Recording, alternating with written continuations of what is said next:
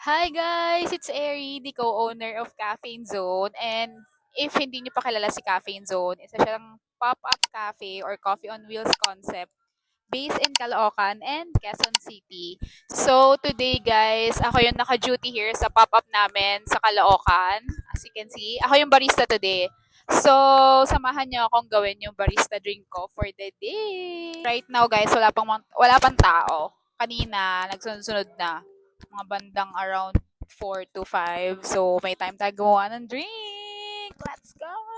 We will be making yung Spanish latte sub-oat, then mag-add ka ng sea salt on top. So, gagamit na lang ako ng cup na walang tatak, guys, para hindi sayang. So, first, condense muna, guys. Then, yung coffee shot natin, guys. Wait, i-measure ko lang. Okay, so lagay na natin. I usually put half muna, tapos i-dissolve ko muna yung condense bago ako maglalagay ng ice, yung milk, and then yung sea salt. Palobat na yung mic ko, guys. So, may ice na ako, and then, of course, replace tayo ng oat. Yung tirang coffee kanina. And then, ito na yung sea salt. Nilipat ko na siya.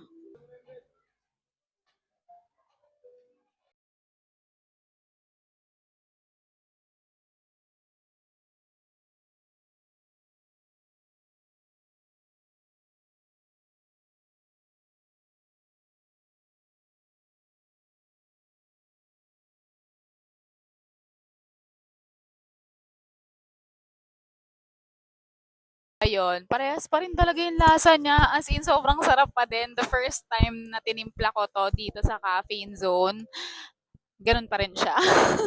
Still one of my go-to. Pero nag-iiba-iba kasi ako ng drink.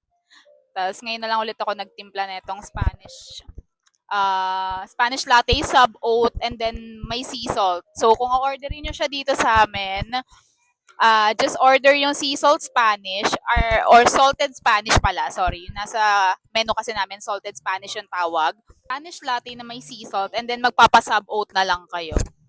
Stay caffeinated, guys. See you on my next video. Bye.